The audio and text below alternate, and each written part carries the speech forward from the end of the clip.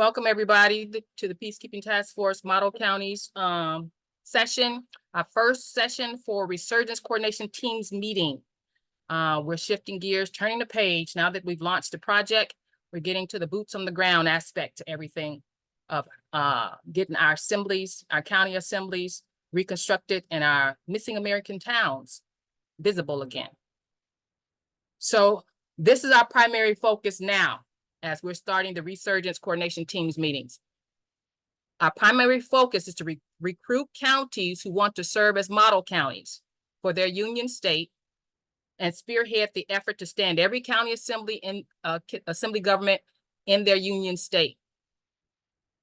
Provide an outreach blueprint for the county assemblies to put boots on the ground in their local communities and hold public meetings to present our restored American government to the American public and reconstruct the missing American towns. This coordination of the efforts among the state and the county assembly offices is what will deliver, in my opinion, the logical, intentional consequence of seating your international state assembly. It is the outreach that was bring the people in. And as those people come in, as a consequence or a overflow of actually being successful at bringing the people home, your assemblies are going to grow. You're going to get the people to seat your assemblies, to fill the offices. It's a matter of a consequence to you being effective in doing your outreach. That's how I view this. What is a model county? For those who don't know, a model county is not a county that does everything right. A model county is the county who has stepped up to say, we will take on that responsibility of helping all the counties in our state to get standing. That's what a model county is. That's the one who made that commitment to reach out to the other counties and say, hey, let us help you. We got the structure, we got the outreach resources. They may have some outreach resources, whatever they have to offer, they're willing to offer it. That's what a model county is. We're learning as we go because we don't know. We don't know how all the structure goes. We don't know how the interdependence between the state international assemblies and the national assemblies are. We don't know what a union state assembly actually is. We have an idea, so we're going to go with our ideas. I know what a union state assembly is as far as all the counties in your state makes up your union state. That's enough for me to know to get going. I know what direction to go in anyway. So that's where we're going. There may be county assemblies who do not want to take on that responsibility, but they do want to stand their county assemblies. That is the second aspect to what we're doing here. That county assembly who wants help to construct its governmental parts to get out into their community and do outreach, but don't want to take on that extra burden because they may have 3 people. It may just be one of them, but they still want to get their county assembly constructed. That assembly is welcome to be here too. So we have 2 representations here. We have a model county representation in these meetings who's going to take over the responsibility of constructing the union state. And then we have just the county assembly who wants to stand itself and stand it solidly. They are here too. So that's what you see here on my little chart. I have model counties on one side and county assemblies on the other side. So if you are the one in your county who just wants to get the education and the support to stand up your county assembly, I want you to put your name in the chat and say what county you're on and just say, I'm the county assembly. I'm ready to learn how to do this myself, or with the 2 of us that's here declared. If you are from a assembly who you think want to serve as a model county for your state, and I decided I'm just going to do 1 model county per state to take on that responsibility. So we have North Carolina, Nevada, Colorado, Florida, and Alabama accounted for. So any other state that assembly that's here, county assembly that's here from another state who wants to take on that responsibility, put your name in the chat. I will get a hold of you. Give me your email address and I will get a hold of you. How do you become a model county? Well, first of all, you let me know, hey, I'm interested. And then I would have you, if you're not the coordinator or the organizer for your county, I would have you have that particular person contact me. Or if you give me their information, I'll contact them. Then I give that person, and I'll put it in the chat. I can give you the outline of what I gave all the model counties when we started, of what the vision is for what a model county is going to be responsible for and what we are trying to accomplish. So I have a sheet for that. So I give that to you, tell you to take it back to your assembly, have your assembly explain to your assembly what a model county is. That assembly will take a vote. Yes, I want to take on this responsibility. If they say yes, then your coordinator contacts me, says, yes, my assembly took a vote. We want to accept that responsibility. And that's, you get named the model county. So I lean on you, then you lean on me at that point. And we try to get this thing rolling and as effective as we can, and using all the resources that we can among all of the states. All of the model counties are using their resources to help the other model counties. And when I say model counties, I actually mean all of the counties in that state, even though we have one representing that state. So that's what we're trying to do here. Now, if you are here, I wanted to talk a little bit first about what these model counties are doing. I have Karen, I don't know which county is here. Is Clark County here? Is Duplin County here? Is El Paso, Marion, Madison County, any of these counties here? We have Michigan one gonna be here. Are you wanting us to respond to that? Yes, I do. Yes. Okay. Annette on Marion. That is on Florida. Okay. So Marion, so Annette, one of the things that Annette and them was doing there in Marion is they had a brick and mortar building, for their county, and that presence was there in their county, and they were assisting getting other people from other counties declared and things like that. So Annette, can you tell a little bit about what you all are doing there in Marion County?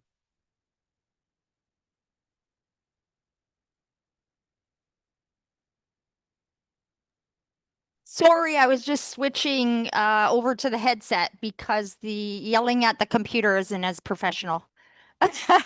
Okay, so we found we had a large group of the counties all get together, and we were blessed that one of the young men that we would like to run for Florida as the General Assembly flew down and met with us all so that we could get a really good feeling about what it would do to support all of these counties. And then they will talk, as we do the tours, they will talk to other counties and see if we can't get all 67 on Florida to first get them up and get people on them and then get them standing. So the biggest thing is they loved having that they could come to this building, and every one of them agreed. So they can come at any time. We help them with their websites. We help them with their brochures. We help them with getting cards to identify themselves so they can hand out in the public. Anything and everything that they're doing. We now are the model county as well for Stand Up, which is an LRO service, because we want to have this individual servers on each county so that they are responsible and control their own data of their own people and make it easier for them to assess who's on the county, get a hold of them in case of militia issues, get a hold of them in case of anything going down for emergencies and stuff. So that was a really exciting platform, and that was a proposition from Karen, which she made available to us at no cost, which is beyond exciting. And so we just give everybody all the support that they need. We answer questions. We've got it that we're helping them with their seals, helping them with their paperwork. The only thing we don't have at this point is the documents for the court. Lisa on Ohio had said to me that she was going to send those, but they never did come. So we are looking for anyone that actually knows how we should create documents for each of the counties for their court procedures, like serving, and having people show up on courts and things like that. We're looking for help with that. But our IT department and all of our different men and women on Marion have been so supportive of every county out there. So to me, that's our ground force. Is that what you were wanting me to Yeah. ask and Mhm. answer? Okay, Yeah. Thanks, Annette. So, you're welcome. and she mentioned, the LRO, Karen, is Karen here? Karen not here. So one of the things that Karen, on Duplin County was offering resource was a county LRO, which was the stand-up software that she has. And I have and she sent me this email to have to share with everybody the training videos for the stand-up. So any county who's ready to have their LRO can talk to Duplin County here, North Carolina, which is Karen, about getting your LRO. If you don't have, and the way I understand it is, if you don't have your own server, you can, they can provide that for you. I don't know what the cost is and all that. I don't remember what she said, but all that can be worked out if you don't have your own server. May I oh, address that? Okay.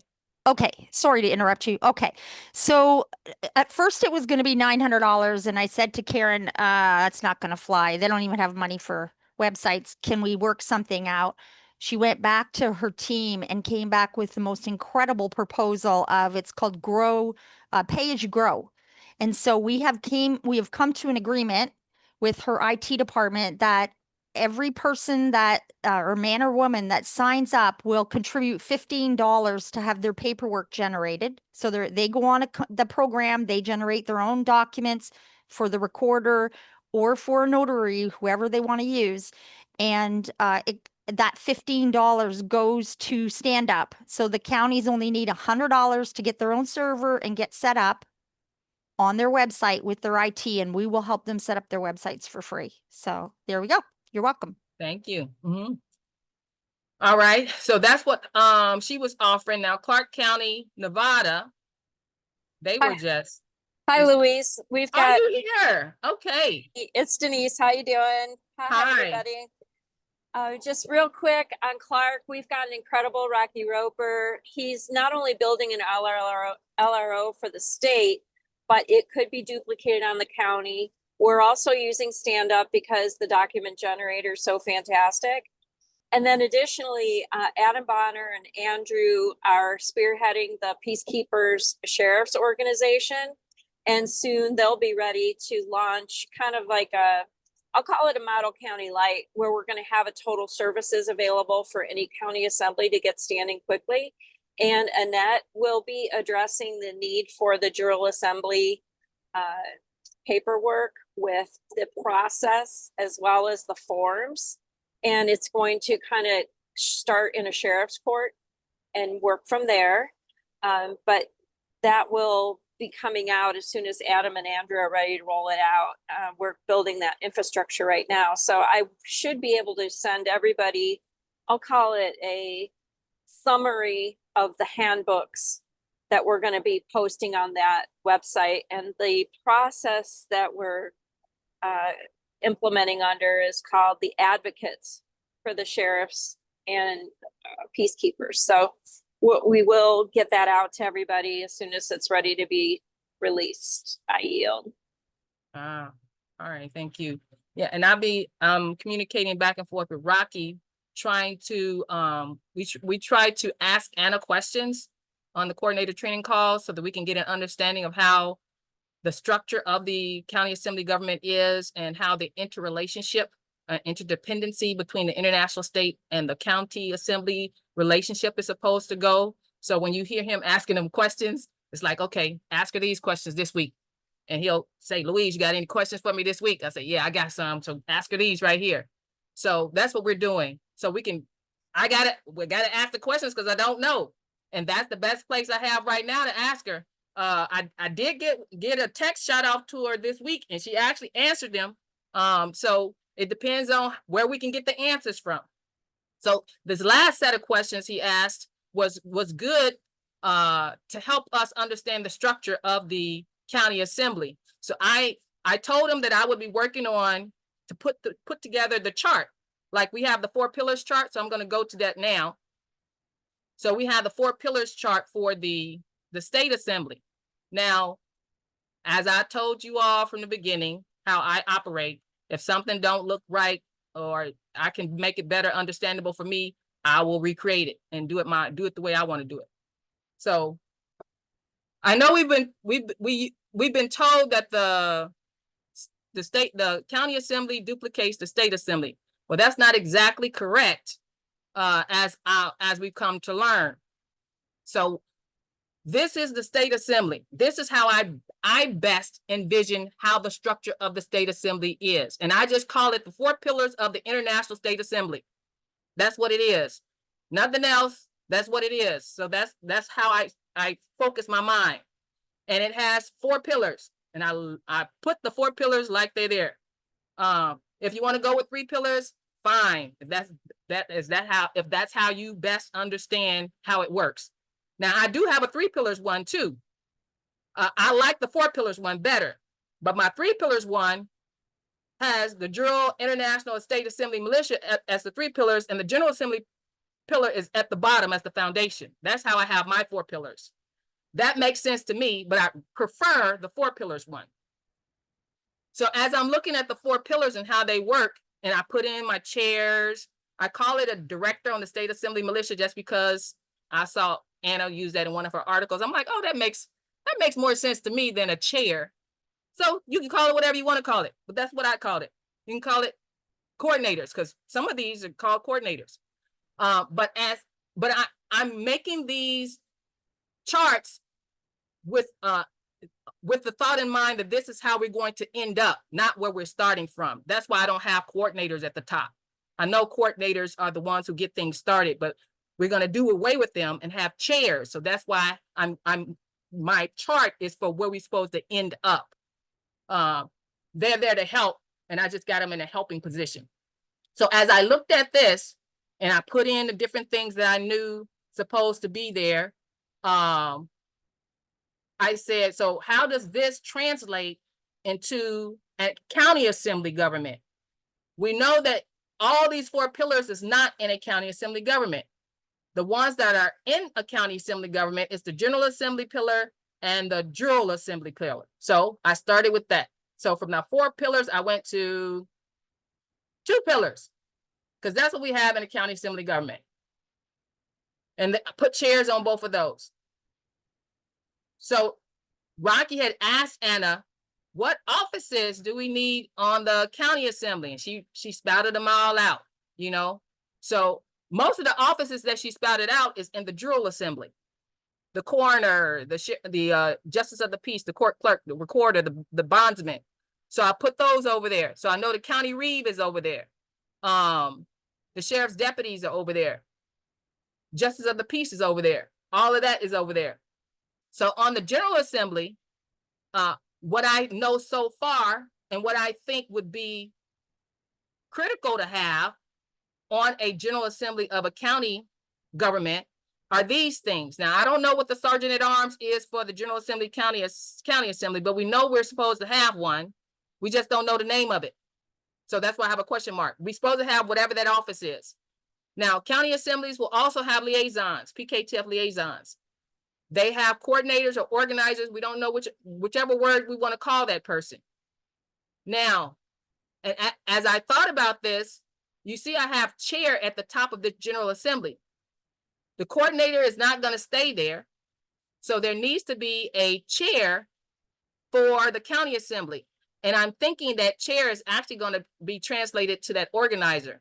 So whoever that organizer is would probably be the one that take that chair position. And they're probably the same thing.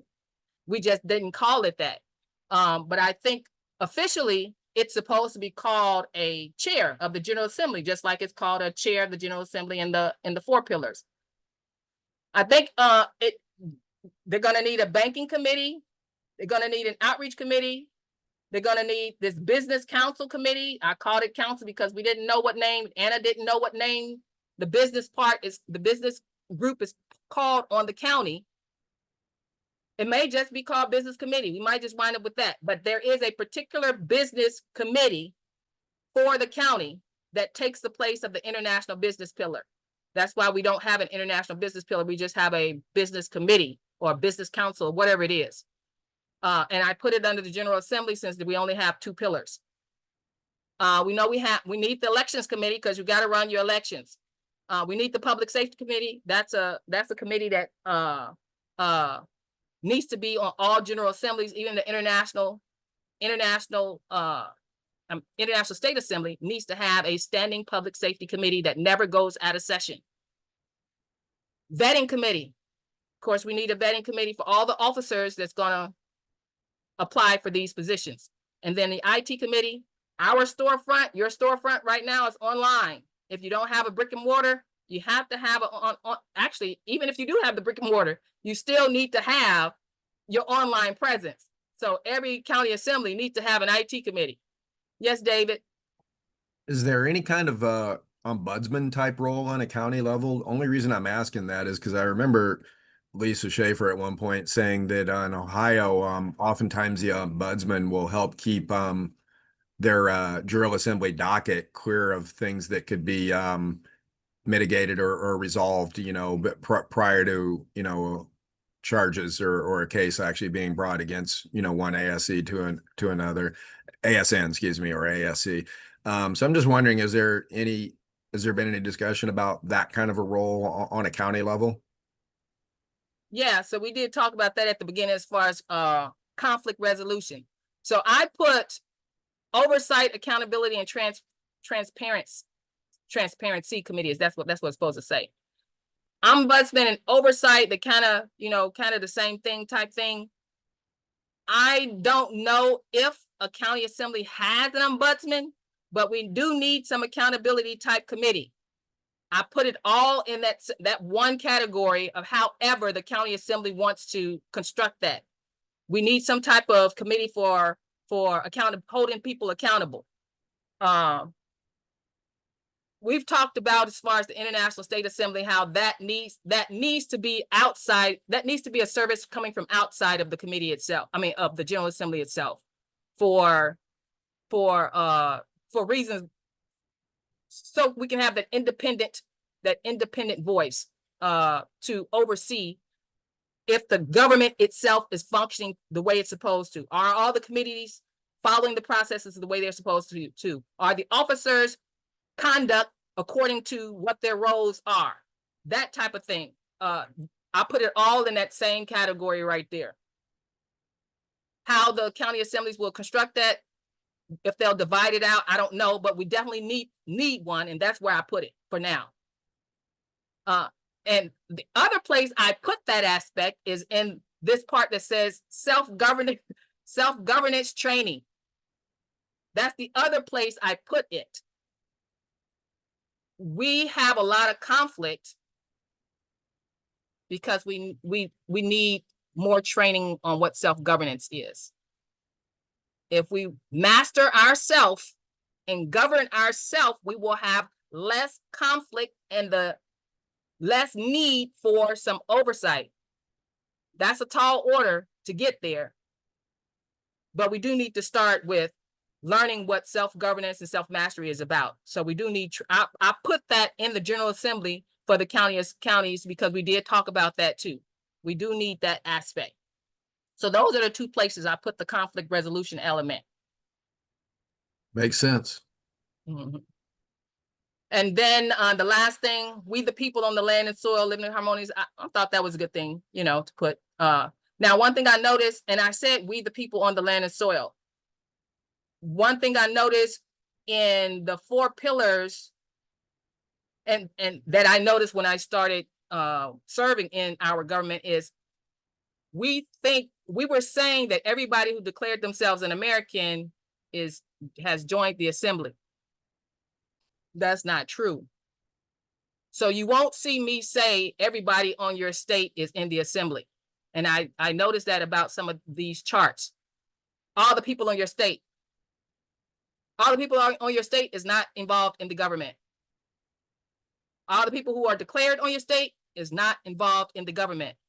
These are only government charts, government structure charts. So it's the people who are in the government who are part of these assemblies. And I wanted to make that clear, so I didn't put that part in there. So these are the charts I've given you all that we're going to be using as a guide of how to structure our county assemblies as we go forward. And we'll fill them in as we go. So when we're doing our handbooks, model counties, when we're doing our handbooks, we want to say all of these offices, all of these committees, and describe what they all do. And we did talk about terms of office. You know, how long should these people serve in their terms? Y'all have to think about that. How long should these terms of office be? And as we get, as you have more questions, if you have more questions, you all can ask Anna these questions on those coordinator calls too, and just bring them back, and we'll start compiling our questions and organizing ourselves accordingly. Any questions on the government service charts? Patriot. Hi, this is Reve. Hey, Reve. Hey, so, okay. The International State Committee, maybe just for planning, maybe it would be a good idea to have them stand the IT, or, make sure that first of all, the International State Committee for every county and every state should be standing first, since it has to stand permanently. And Excuse me, if Reve, that- International State Committee, which one are you talking about? for the state, you mentioned something about International State Committee. That's why I wrote it down. The International Business Assembly, this one, Um, this one? I'm not sure. It Okay. may be the International Business Assembly. Okay, basically, whatever committee has to stand at all times. Public So- Safety Committee. Okay, public safety, that committee should run the IT. That Ah. way, they're in charge of the communication, and they can get the message out fast. They can do it from their home. That's what I had on that part. And let's see. Oh, the ombudsman. Maybe that would be good in the General Assembly, since it is. So oversight would actually oversee whether the ombudsman was doing his job well as correctly as well. So if we put the ombudsman in the General Assembly, and they would handle any cases of American state nationals against American state citizens, or ASCs versus ASCs, ASNs versus ASNs. The General Assembly, I'm just guessing, would probably be more equipped to handle that, because that's what jurors do. They handle conflict. And I yield. Ah, okay. Thank you. All right. So we got El Paso. I know they won't be, well, they're not here, are they? Well, I saw Kalina. I thought I saw Kalina earlier. Maybe they're not here. They have very good outreach marketing techniques that they shared with us earlier. That's the resource that they bring to the table. Then Madison, is Tanya here? She is very good recruiting. Recruiting is, and I talked about this a little bit. We need officers to fill these offices that are competent to do these jobs. Right now we just, got anybody who wants to volunteer. If you can learn how to do it, that's all we require. But we do need someone. We're a government, so we need to hire qualified people to do these responsibilities. One thing that Tanya was good at is recruiting, that she can give us tips on while we're out there doing our public meetings and we're talking to the people. If we can identify certain people that we need to fill some positions in your county assembly or in your town's government, you might want to, recruit them. So that's one of the things that county had to offer in their resources. And you can see from the number 3, I say model counties, Congress and training offerings. I called it Congress and training from the beginning because the idea of a Congress, I want us to get in our minds what we're doing here. We are a government. So I'm trying to use terminology to get our thinking processes going in that direction.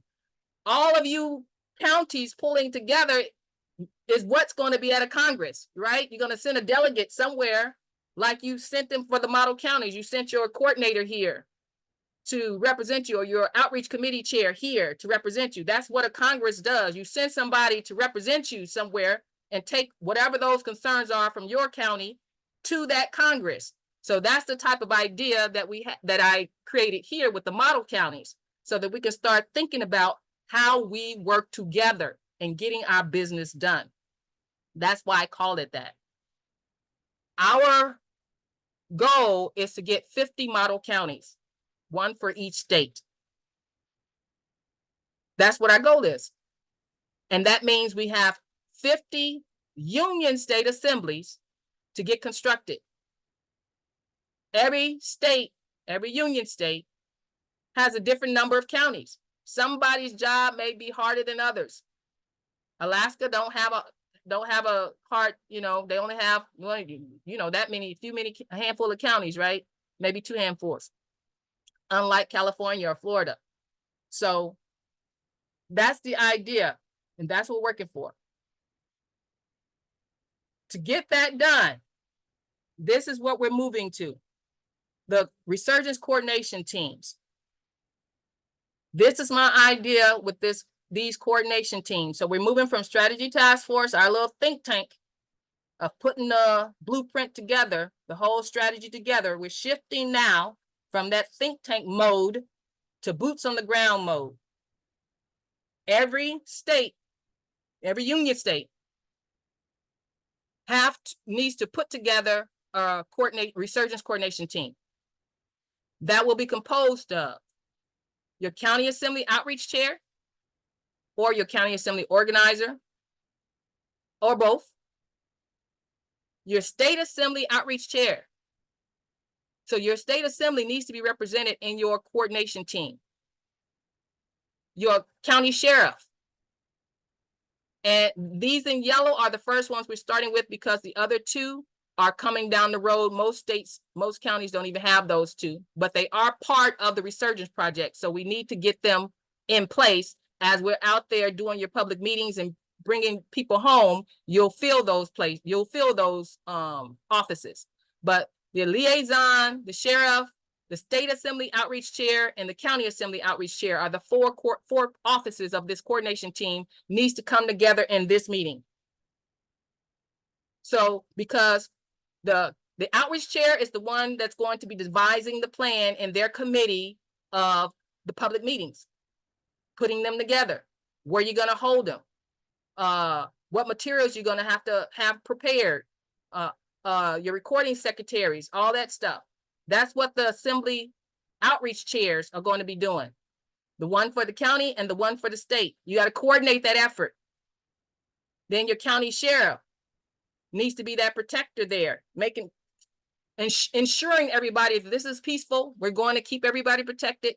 We're going to make sure that things are transferred, because things got to be transferred from the de facto to the de jure peaceably. The face of the sheriff is going to calm the nerves of the masses. That's what I'm hoping for. That's why, and the county and the sheriff is the head officer we have in our government. So that's what the county sheriff, and I think as counties are assembled, that is the first office that's really need to be assembled on a county. Not assembled, need to be identified on the county. And then your liaison, you have your state liaison, which most of you should have by now, PKTF state liaison. And we're moving into having a county liaison to orchestrate your militia element, because everyone who declares themselves is also have a duty to serve in the militia, and they have a duty to serve as a juror. So those things like that gets to be focused on when people are signing up. I think we missed that part up to this point, to make sure we have names and rosters of who our militia is, who our jurors are. That as you sign up, you all are making sure that gets established. That's what your liaisons and work with your pillars, your militia pillar gets that, make sure that gets done. So in these meetings here, these 4 offices are going to coordinate on when they're gonna, when they're gonna go out, map out what parts of the state they're going to go to, making sure they have the materials, making sure that county sheriff is available. If they don't have a county sheriff in a particular county, they make note of that. So when they go out to the public meeting, they know what to emphasize. Because we want to, when you go out to your public meetings, the first office you want to fill for that assembly to get started is a county sheriff. But if you can only get an organizer, we need that too, then get that. So those types of items is what your coordination team is going to map out in these meetings. You're going to spend, and then your assembly going to spend the rest of the week getting that work done. Out there, boots on the ground, getting into your communities and having the public meetings. These resurgence meetings, when I call them public, they're public meetings. They're different than your outreach meeting at your picnics and your festivals and all those types of outreach, family, community gatherings. Those are not the type of outreach meetings we're talking about here in the Resurgence Project. In the Resurgence Project, we're talking about public meetings only. We're talking about government meetings, presenting yourself as the government to your communities. That is what we're talking about in the Resurgence Project as far as outreach. Don't stop doing your picnics and potlucks though. Just know that that's a different type of meeting, okay? So as the coordination teams are getting together, I want you to envision this. So as your coordination team is getting together, you see how I mentioned County Assembly Outreach Chair, right? So if the coordination team is coming to this meeting from Florida, let's say Florida, and that's here, from Florida, what I would like to see at this meeting is Florida has however many counties, let's say 17 counties have an assembly. That means 17 county assembly coordinators should be at this meeting. And 1 state assembly outreach chair for that state of Florida. That's how I'm envisioning a coordination teams meeting. You got 17 county assembly organizers or outreach chairs and 1 state assembly outreach chair. Then you have 17 county reeves or county sheriffs, and you have 1 PKTF state liaison. You'll have 17 PKTF county liaisons. That's what I mean by a coordination team. You're going to be coordinating phase 1, phase 2, phase 3. You're coordinating all 3 phases together because you got to know who's doing what as you're going out into the public. And you have to coordinate your efforts together so it can have the most effect, the best effect. So when you know that your county sheriff is going out to meet those county sheriffs, the de factos or whatever, you may want to have a public meeting at the same time that you know that he has or she has scheduled a meeting to meet with those sheriffs or with that county board. You see how that works together? So that's why I'm having the coordination meeting, so you can coordinate your efforts together so it can have a better impact. And here's my little number 5 is just my itemized checklist. Identify whatever counties, the counties that's interested in doing the Resurgence Project, or county assemblies, counties or county assemblies. Still, what we're offering here at the Peacekeeping Task Force is a service you can choose to take advantage of, or a service you can choose not to. No one's required to take advantage of the American government's Resurgence Project. It's not a demand, it's an offering. It's a service offering that I happen to be the coordinator over. So Identify whatever counties would like assistance and support with getting stood up and getting outreach out into those communities and getting those Americans declared. Identify them. Bring together your committed coordination team from those counties or county assemblies. Like I said, if maybe it's Maine, and Maine does not have a model county, but they have a county in Maine that wants to get stood up. Well, Maine, whatever county, let's say it's Louise County in Maine. Then Louise County would come. Louise County would have their coordinator, the county assembly coordinator, or the county assembly organizer, or the county assembly outreach chair. Louise County would just pick that person and come. And Louise County would ask their state assembly chair, their state assembly outreach chair, do you want to coordinate with me in getting our county assembly established?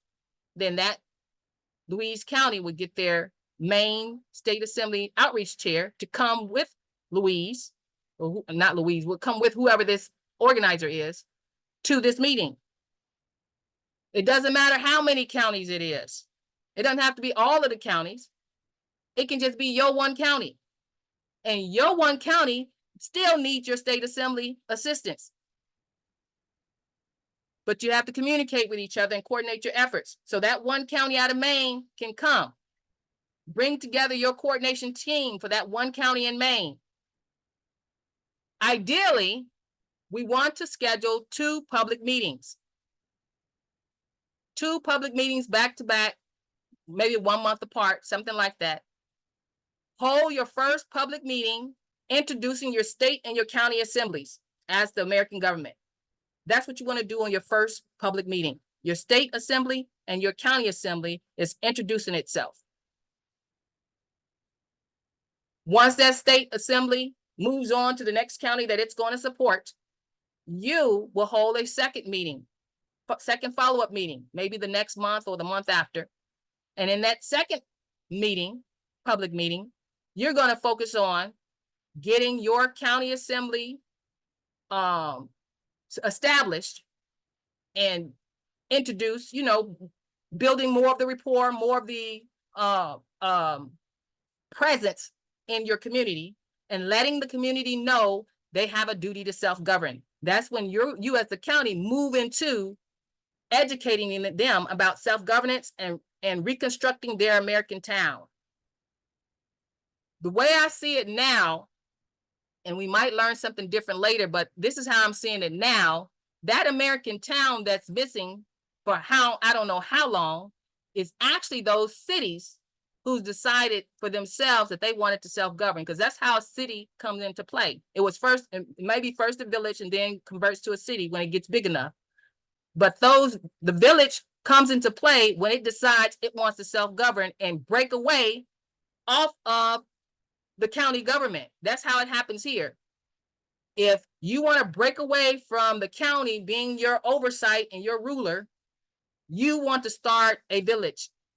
And that's where I think American towns went, because the cities and the villages are incorporated as a municipal corporation of the Roman municipal government service provider.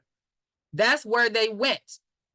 We have to get them back into their proper capacity as Americans and self-governing Republican assemblies. So this second public meeting will be about that, and more about and go more into their duties about being a juror and being part of the militia. But on the county level, there are no militias per se. I think Adam called them the posse, so sheriff posses.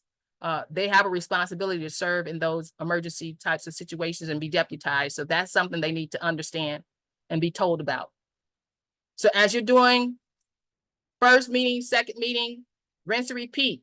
It doesn't have, and when I showed you all the map of the state of Illinois, it doesn't have to be The counties don't have to be next, the counties that you visit don't have to be like adjacent to each other. I put a 2-hour driving radius around a cluster of counties. So, but your coordination team is the one who's going to be looking at that and devising your tour strategy of where you're gonna go. Yes, David? So the state militia commander, to coordinate any kind of county level militia activity, i.e. Posse through the county reeve or sheriff, is still the same way. It's just that the militia doesn't act in any official capacity on a county level. That falls under the county reeve, and therefore the militia commander would have to always approach the county reeve first before involving any of the posse, I guess, in state level militia activity, correct? Yeah, that's how I see it. Let me let Andrew talk on that since he's a sheriff. I'll let him talk first. Well, I I get it. just want, sorry, I just wanted to make sure we need to leave the militia, when we talk about it. They're not in the county at all, okay? So the more we talk about it, the more we'll get confused. It's just your sheriff, and when your sheriff has, he hires deputies, and if there's a bigger problem that you need, you can deputize posse, more men, more state nationals. That's your posse. That's who helps you out. So we got to keep the militia out of the talk for the counties.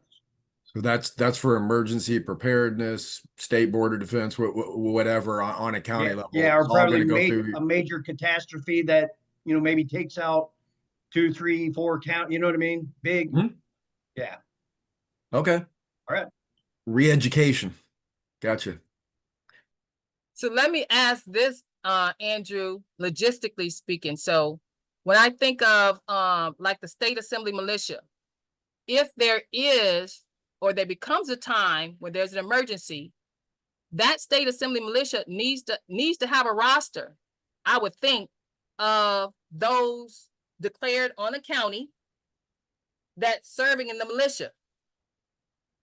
Yeah, I would think so too. And inside the militia structure, there's components to it. There's operations, provisions, membership. So while this is all going down for the states right now, like in Ohio, we don't have any militia members yet, really, because you have to go through membership and get, like you're signed up for it. So we know who you are, things like that. Yeah, and you'll be the 21 through 45-year-old. That will be the active militia men. Anyone outside those age ranges they're like provisions help, they help. They're but they still consider themselves to be in the militia. They're just not the active border defense part of it. Yeah.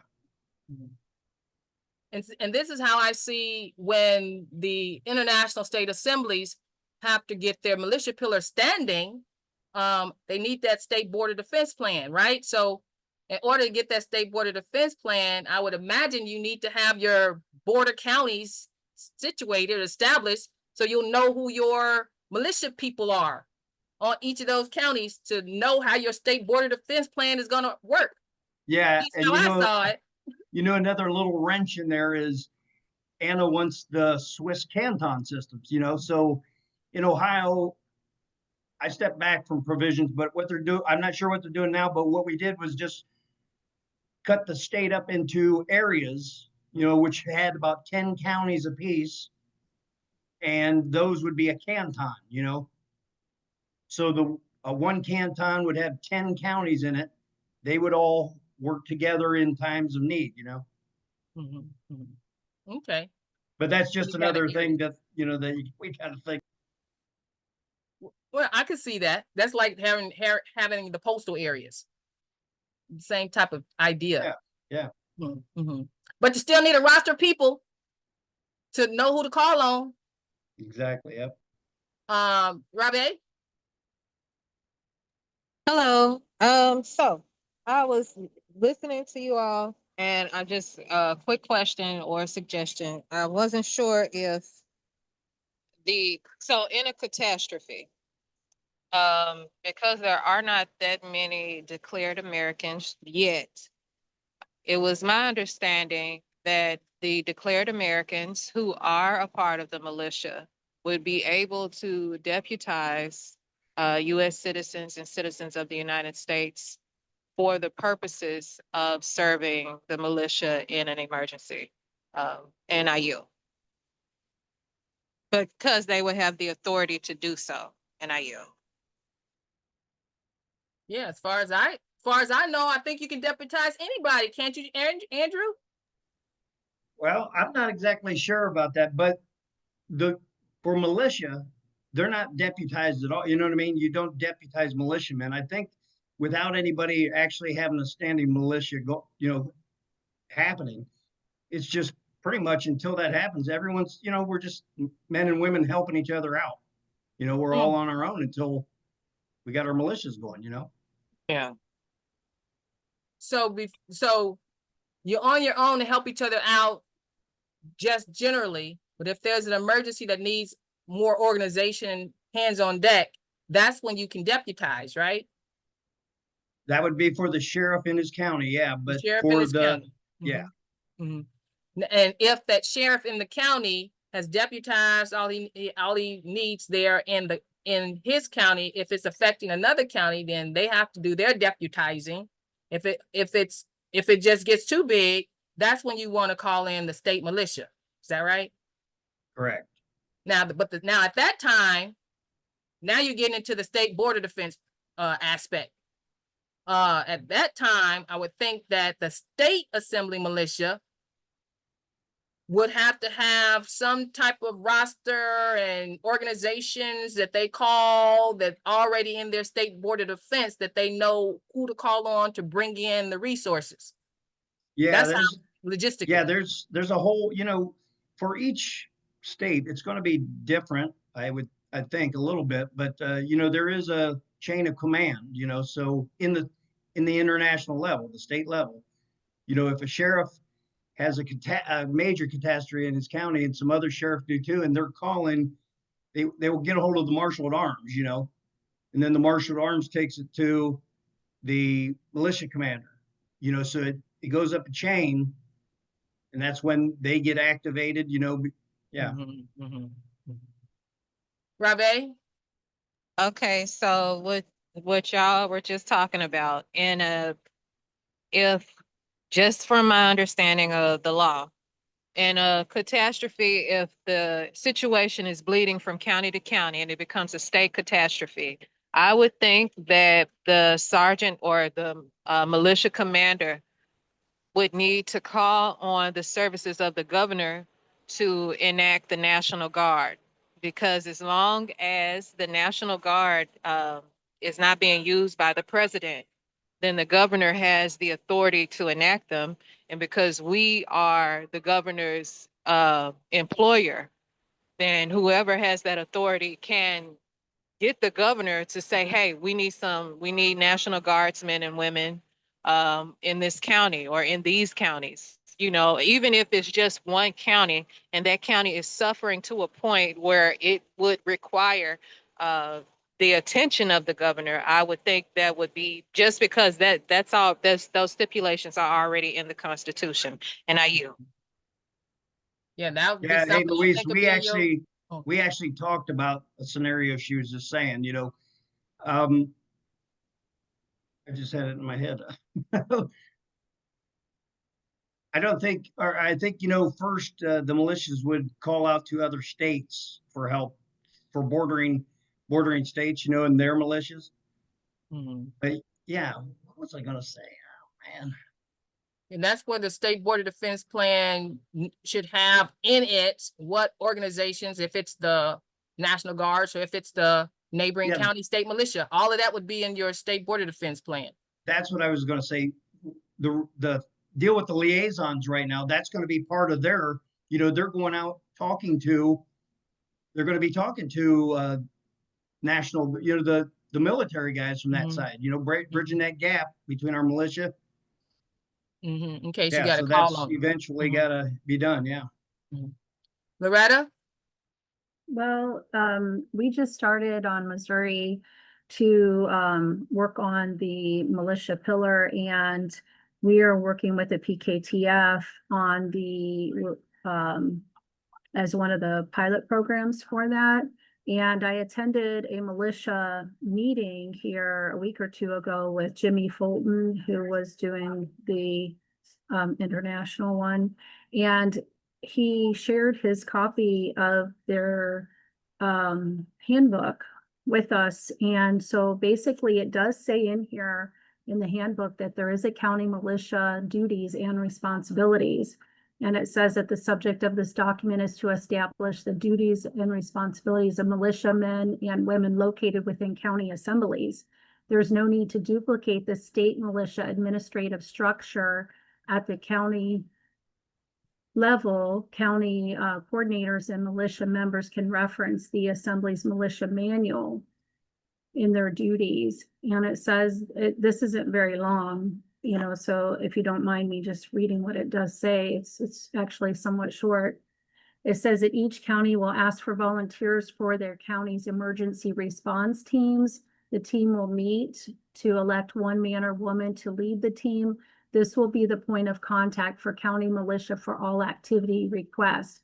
Militia team's primary responsibility is to support the county assemblies, its members, and the public in time of disaster. Team members are encouraged to attend some of the many different committee meetings, the outreach, ombudsman, court, and general meetings. Militiamen and women should assist Assembly's outreach program and events, assist marshal at arms and county coordinators with Assembly functions or as requested. And team leaders should conduct team training.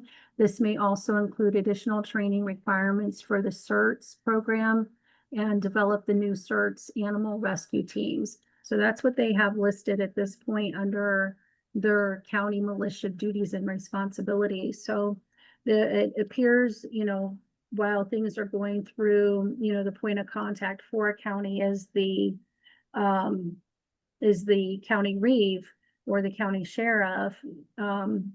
We've also been told that if we can get a PKTF liaison on the county level, then that also is encouraged as well. But then from there, it does go to the marshal at arms and then to the militia commander, in which then it goes to the state PKTF liaison, which then goes to the PKTF, which would be Joe Hayes at this point as the executor, which then will from there be able to get you outside help from other places. So there is a chain of command that it does work through. And so this is the information that I've learned so far. And I by no means am an expert on any of this because I am just now learning all of this. So I just want to let you know what information I have found out so far at this point. But it does appear that at the county level, there is some militia duties and responsibilities. Hey, Loretta, there's no militia in the county, so we gotta work on that. Okay, There's well no then, militia in the Language. county. There Mhm. is militia, you know, men and women that will be on the border defense, that, you know, in the militia, they all live in the counties, you know what I mean? Mhm. Everybody's right, occupying a county, but But- there's no right. militia in the county. Mhm. No, you might want to talk to Jimmy Fulton. He's the militia commander and he's the one that is doing a lot of the training. So I'll just. leave it Yeah, at I that. think- Like I said, I'm new with all of this and this is just what I found out so far. Thank you. I yield. Thank you, Loretta. Yep, so I do know the language, the language can get and I try to get clear with the language because that does confuse me too. And I call them my conundrums because I know Anna said there is no militia pillar on the county per se. And that's it, per se, there's no militia. And I think she called it militia units, sort of like at that point. But then the county sheriff say, no, there's no militia on the county. They're my posse. Oh, okay. So, but there is a militia on the state assembly who are from the counties because everything comes from the county. So we'll have to get our language there together to know what's what, you know. I think Rave was next. Okay, so I'm just trying to get straight on what you just said. The so the militia, okay, militia just means people. So wherever there are people, wherever there are counties, there is the militia, because that's where the militia is. And so from what I'm not sure of her name, but who just read Loretta. what she read. Okay. When I'm just trying to get it straight. So the individual, Joe Hayes, would be the one that we contact in the case of a disaster that needed more attention than the county could provide. I'm only asking because okay, if we are the people who are in charge of making sure everything is running smoothly, the governor of our state is the contractor that we have the authority over. And I understand reaching out to other states, but we don't have the sovereign authority over other states. And they can say no, they could be busy. Not to mention, because there is an allocated National Guard for each state, it might be helpful to get the help of the National Guard when necessary. So I'm just a question, is Joe Hayes, is that was what he's there for, or could that be maybe written into what he's there for? And I yield. I think what Loretta had is a chain of command on who gets called first. Joe was the last person on the list to get called. So that's what she said. Now, but what Rabe brings up is interesting. She said, and correct me if I'm wrong, Rabe, she's saying, call who you paying to do this job first. Exactly. You paying them to do this. Why call the neighboring states and all that? You paying them to do this job. So call them first. Because they gotta be there. Because you paying them. Yes, and they're on the clock. They're ready. They're ready right now. Yeah, that's what she was saying. But that would be part of your state border defense plan of how you going to work that. Yes, David. Okay. And I don't want to belabor this conversation, but we are talking about counties, and so there's militia members within the borders of any county across any state. They're not called militia, and I like what somebody else just said a moment ago. I think that was maybe you, Louise. There are no militia units, or somebody said that, and that just resonates with me. Okay. So the state militia commander doesn't come into any county anytime he wishes and can hold and conduct exercises and train the militia members.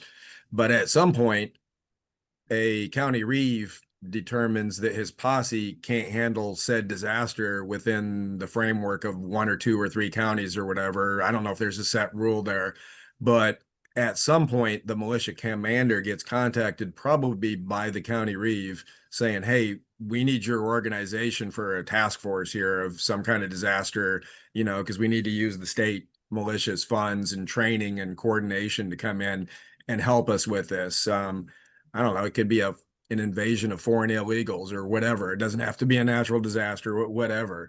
And so at that point, the militia is active within your county under the direction of the state militia commander, correct? But does not supersede your authority. Doesn't supersede Andrew's authority in any way. It's by his invitation or authorization to come and assist, correct? Yeah. So a militia is activated when needed. Yeah.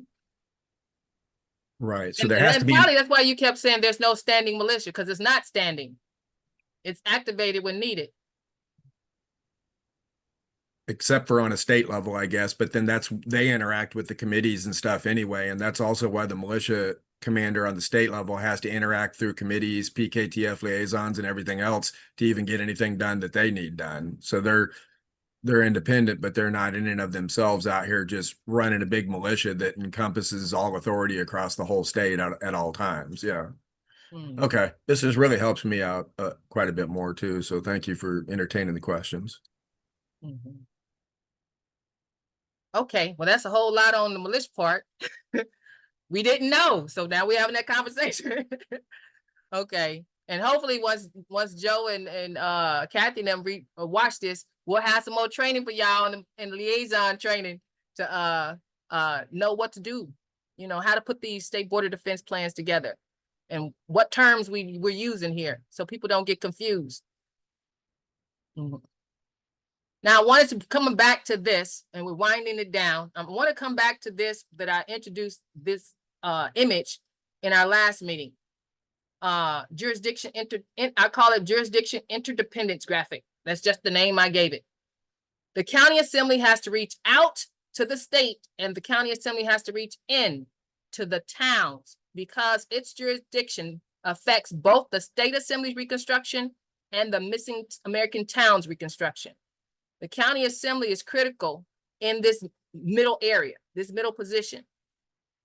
The work of what you county assemblies is going to be doing is going to affect your reconstruction of your international state assembly, and it's going to affect the missing American towns being reestablished. So it's important. This is very important for us to be focusing on our county assemblies to get our American government reconstructed. When I say American government, I mean the whole thing from grassroots all the way up to the federation level. That's how I look at our government's reconstruction efforts. So the county assembly is in a middleman position here and carries a lot of responsibility to try to get this reconstruction happening, get it done correctly. It's going to take a lot of initiative, a lot of resilience, because things ain't going to go all smooth all the time. We might have to take 2 steps back and 1 step forward again. But we're trying to minimize the possibilities of those things by putting things in place at the foundational level. That's why we started with conflict resolution, because that was a big problem that's making us go 2 steps back. But I want you to keep this graphic in your mind to know what role the county assembly is playing in this and how critical that role is. So we need to work hard and stay focused on what our job is and look beyond all the things that's going on in the periphery.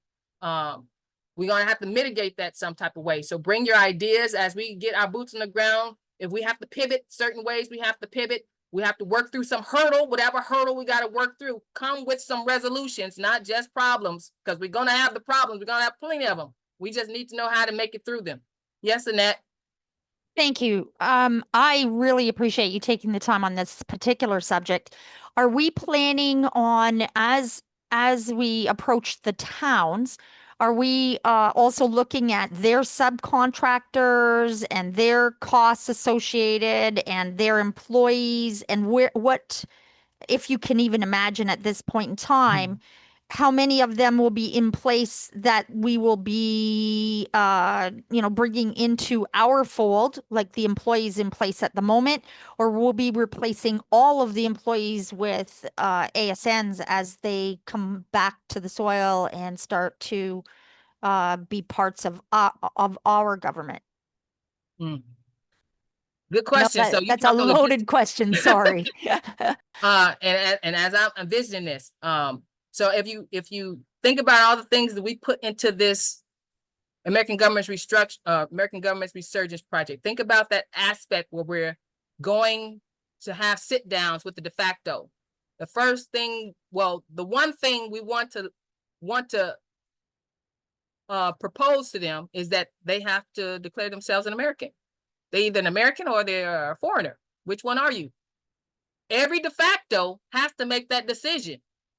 When you having a sit down, whether it's the county reeve, the liaison, whoever it is, the county and the marshal, while y'all talking to these people, that proposition has to be laid on the table before them. Are they an American or are you a foreigner? You need to declare yourself an American or, register with FARA. Which one? So what I'm seeing is happening is we're talking to the subcontractors' employees, and we're converting them to American, lawfully converting them back home. So, and we're taking back our property. So we need to identify a location in this government building that we're now going to be sharing, where we're going to put our American office at. There's going to be some serious negotiation going on here. So as we're going through this process of nationalizing these corporations, we're doing a whole lot in these efforts. You're nationalizing the corporation itself. You're declaring that foreigner who's a U.S. citizen on paper, getting them back declared as an American. As they're getting back declared as an American, we are taking back this space, this building, for our purposes as an American government. So all this stuff is going on kind of simultaneously at the same time, and we're trying to get to a end result of transferring all of the power back to the American, but it's going to be step by step. So that's what we eventually want to do. Did that answer your question, Annette? Yes, it was a good start at it. The declaration that is on the Claim Your Inheritance site, is that going to be a step one that they will go through that, read it, make some kind of, or digest it, and then make a decision whether they want to participate or not participate at that point, in which case, obviously, we would have to replace them in a position, right? You talking about the townspeople? Yes. Mm-hmm. They can read that declaration or not read the declaration. They still have a decision. You're telling them that they've been unlawfully converted into a foreign citizen. So on paper, they need to declare they need to correct the public record. So as they declare themselves an American, those newly declared Americans are the ones who have to organize their missing American town. So the American town will be, I would imagine there's some type of declaration that an American town has to make to say, hey, I'm here now, I'm an American, this is my town. When you changing, all this place that's called a city, or this place that's called a village, now becomes a town, and you give it a name. I would use a different name than what they have now, but those townspeople get to decide. So they first have to become an American by changing their status, and then they declare that area, that village, that city, a town by some formal declaration. I don't know what that's going to be yet, but I imagine there has to be some type of formal declaration to say that we're now a town. Okay, so then we come down to, they'll go like, who's paying us? That's the first thing they're going to say, right? Like, I'm on board if you're paying me. So, Yeah. so then we come down to that. We, of course, are having those conversations with Anna. I had asked her on the Thursday night, and for everyone that was on, her say, well, there's not going to be any taxes. So that's going to be a problem, because we are going to be facing, these people have to put bread on the table. And so we're going to have to figure out how they're going to get paid so that they don't descend on us and leave, and then we have nobody running, and then we end up like Haiti with barbecue running the show. Now, So yeah, and we talked about a little bit about this yesterday. As we are naturalizing these corporations, it's like, yeah, how are these corporations going to be paying these employees? How are these corporations going to be providing these services now? That's a good question. And my thought was, when I was talking to you, I mean, if all these FRNs is nothing but our credit, why not just have these corporations, whenever they get a bill, zero it out? When you send your monies, see, we're dealing with central banks now, so I think that is the problem. The central banks are still active here. So this is a question that the Federation would have to answer, of how we would have to do this process. We can't go in there and say, town, you're now a town and you have to self-govern. Well, how they gonna pay the bills? How they gonna pay they part of a share in the building? How they gonna pay their rental fee or whatever that is, to keep the lights on? All the corporations should be zeroing out everything. That's how it should be going right now. Because all them FRNs is our credit. We've already paid for all this. How do we get that executed? That would be the question, right? That's how I interpret your question, Annette, It's how do we get our monies to pay for our services right now? Yeah, they're gonna take us serious when we start handing out paychecks. You want to know they will. Mhm. And so I thank you for trying to answer that. I know that none of us really have the answer, but it would be good if we could start planning it, because then we can put structures in place that will give these people the understanding that we're legitimate and this is really happening and they don't get a choice. This is what's going down. And the other guys are pretend and they've always been pretend and that they just got played. Yeah, all the pieces. If we had the bank and everything going, all the pieces would be there to go ahead and make that transparent. So this is okay. New management is in. This is how things going to be paid, and this is, yeah. You either work for us, you don't. Okay, that's fine. Then you need to go register over there and need to go back to Washington D.C. because we don't need you over here. David. Yeah, after Annette, the only thing I can say is money talks and B, you know what, walks.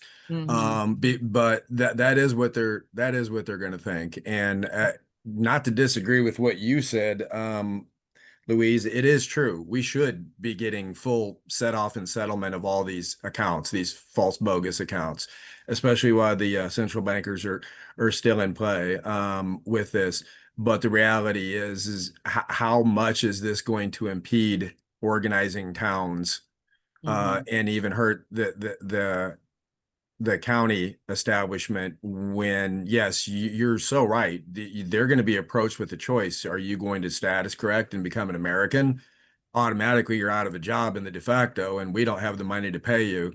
So now where are you at? And how is that going to slow us down? Are we really looking at a situation where now we're dependent on our bilateral banking and our blue dot banking to come into play before we can really move this model along? Or am I overthinking this? Oh, you're not overthinking. It's a real element here that we need to kind of address. So, but it's a problem that we just thinking through. How are we going to make it? How are we going to make it happen? We know now that we recognize it's there. We just know how we have to put our minds together to see how we're going to navigate and make it happen. Nope, I hear you. I hear you. We're all making Rabe? Oh, sorry. Okay, Rabe. Hello, okay, so it's me again, of course. The issue I see is we have to capture these buildings first, okay? The reason is if we go in there and say, hey, you become an American, now we have nothing to take. Okay, we have to go in there and say, hey, the building's under new management. And in my opinion, they're already being paid. So we let them know, hey, you want a paycheck next week? You're gonna do what we say. That's it. They're already getting our money. They're already doing it. And so there would be, if we don't do it like that, there's going to be a conflict and we're going to infringe on the property that we own together. If we go in there and say, hey, we want you to declare yourself an American, we don't want none of that. They can go and find the information on their own if they like to. There may be some already working in the state buildings as declared Americans. We don't know that. So when we go in, we let them know, hey, there's a new flag up. This is your master. It's always been your master, but you didn't know that we were here. Now we're here in your face.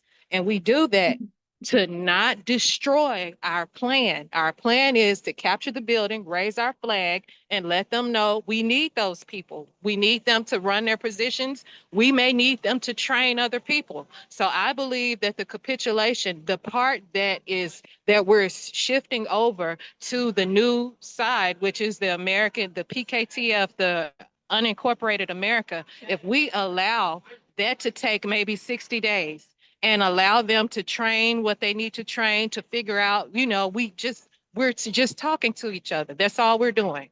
And once that is done, at the end of 60 days or 90 days, we let them know, okay, well, now you have a choice. Do you want to continue to work? Because if you're going to continue to work, and this is another conundrum, if we're going in and saying we need an office in this building, but we make everybody Americans, now we don't need an office in the building because we own the whole building. So we have to understand, like, how are we going at this? Are we going at it like, hey, y'all, we need some place to work because we're the bosses now? Or in my opinion, we can go in there like that. We can go in there and say, hey, we're going to need some office space because we got a job to do. But we don't forget that we are their boss. So I would say not even to bring up the declaration. Don't even bring that up. They're already getting our money. They're already getting a paycheck to do a certain job. We don't disturb that. We just let them know, and we let the boss know. We're not talking to the, for lack of a better word, we're not talking to the peons, because those are not the people that make any decisions. We're talking to the people that make the decisions. Once we get their attention and they understand, listen, you put these orders out or you will be under charges of treason, because that's what that is at this point. And like I said, we're not going to talk to the peons. We're going to talk to the big dog, because the big dog understands what treason means. And he understands, hey, let me get these people in line. What do you want us to do? And I yield. Okay, Rabe. Andrew, did you have a question or a comment or no? Yeah, I was just gonna tell Annette that you know, what I'm trying to do is well, what I'm looking into is their CAFR accounts, you know, and I'm noticing that there's just either a law director or a few people that are kind of in charge of that, and I'm gonna go after them, you know, and I'm gonna see what I can do to maneuver around and, you know, see how if that avenue leads anywhere. So Mm, I think once we can get a hold of that would definitely fund everything, because there's billions to trillions probably in each county, I would imagine. Thank you, Andrew. Yeah. Okay, so the last chart I want to give, I want to give you all this chart. I redid this chart to make more sense to me. And I think Annette had a question about this chart because it wasn't making sense to her. And this is how it makes more sense to me. When the de jure government and the de facto government,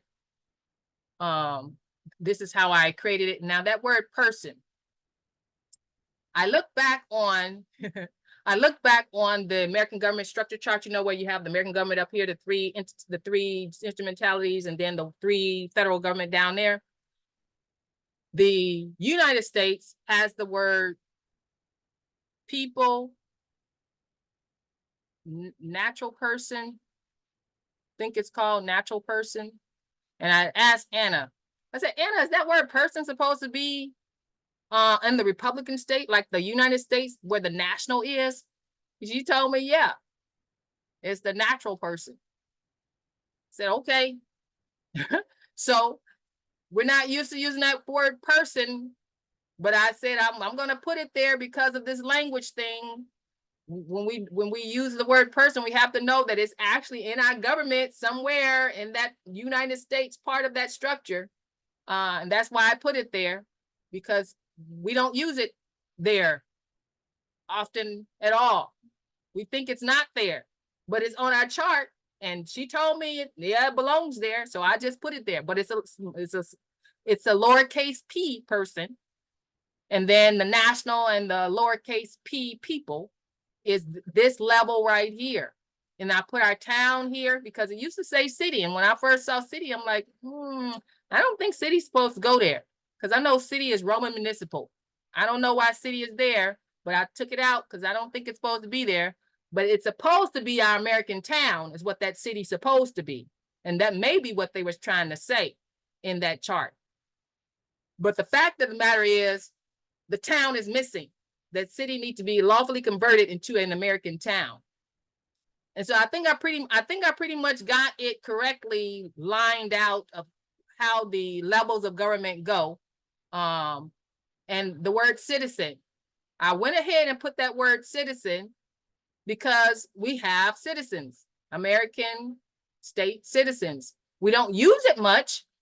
We also have lawful persons with a capital P on the international jurisdiction. We don't use it much, but we do have these things in our government.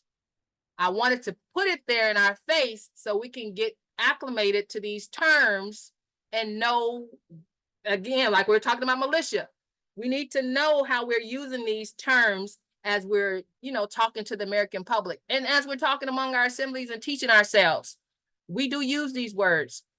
And they have different definitions as we're using them. So we just need to know which definition are we talking about and what context are we using them. because they are there.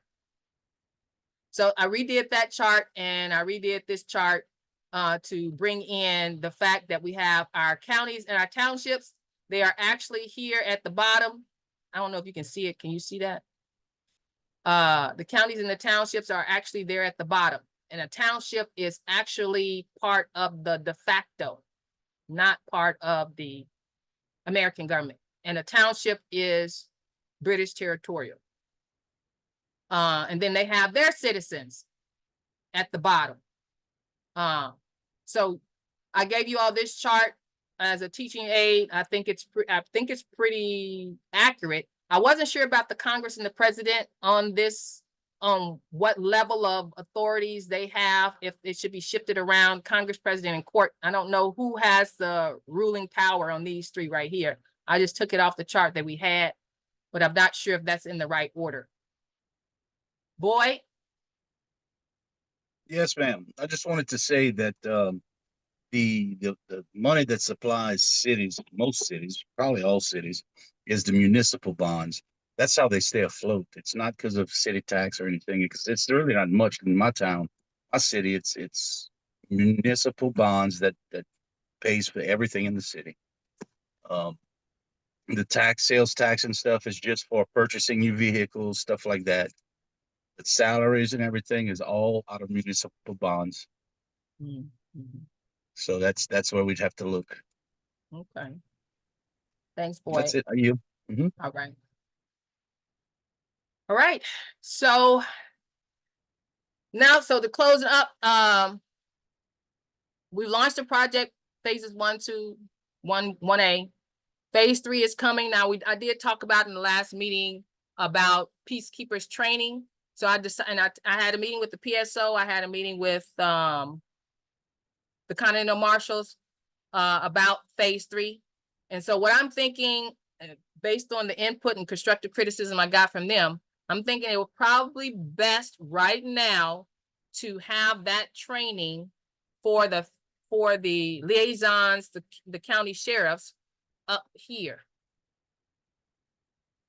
in the coordination teams meetings. So whatever training that they need when they go, when the coordination teams get together on these meetings here, that is the time where we will do the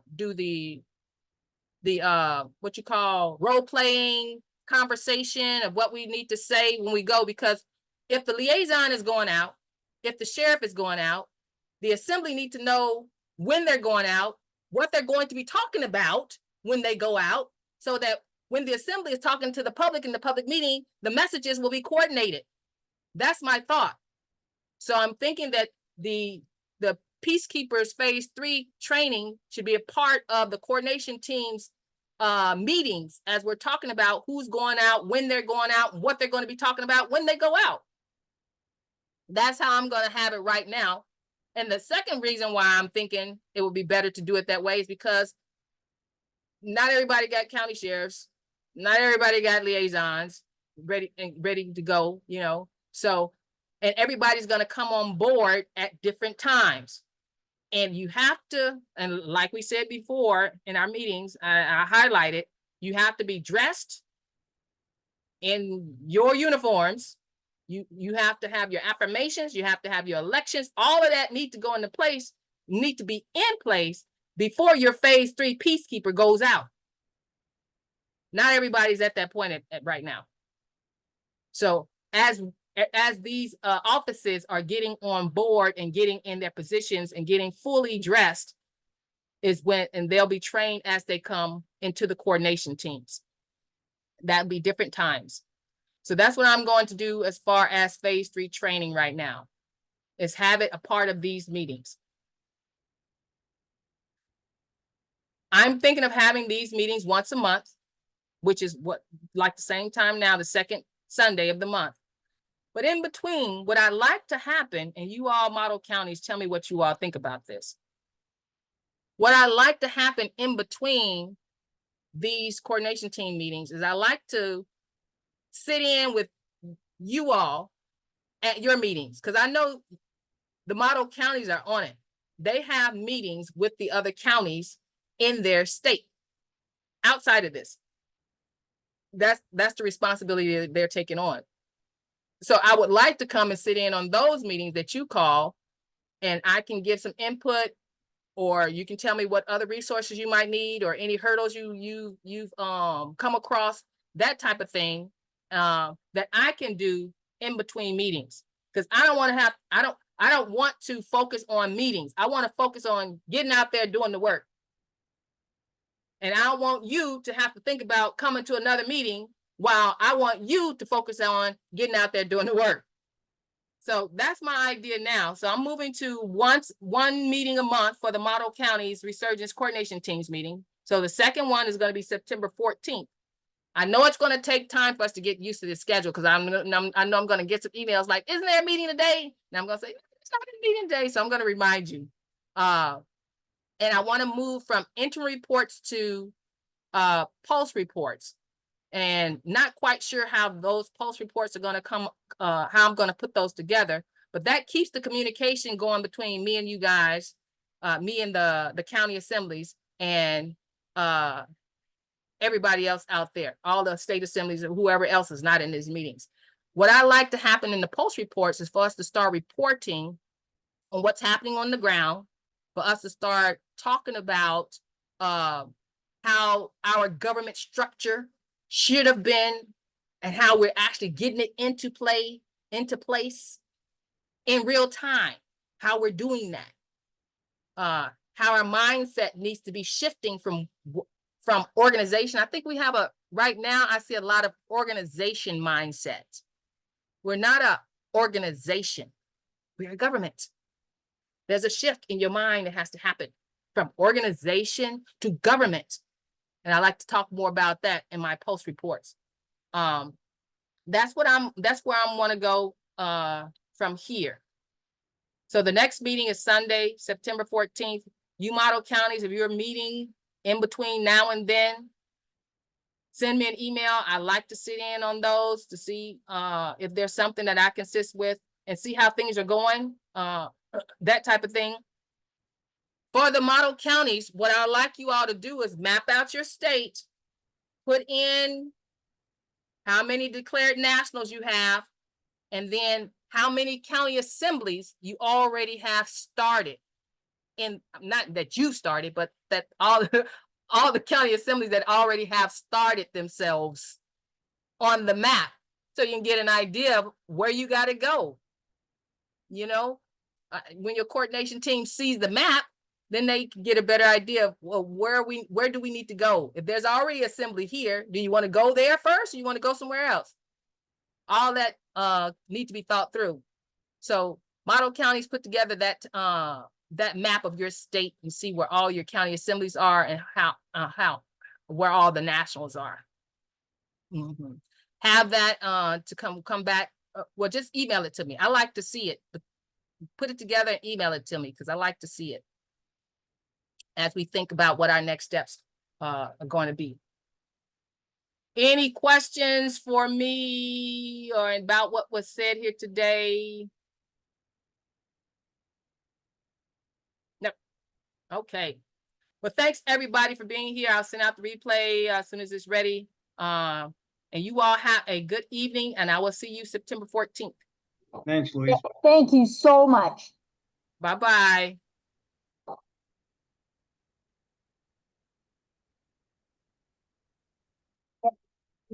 Yeah, no, we can.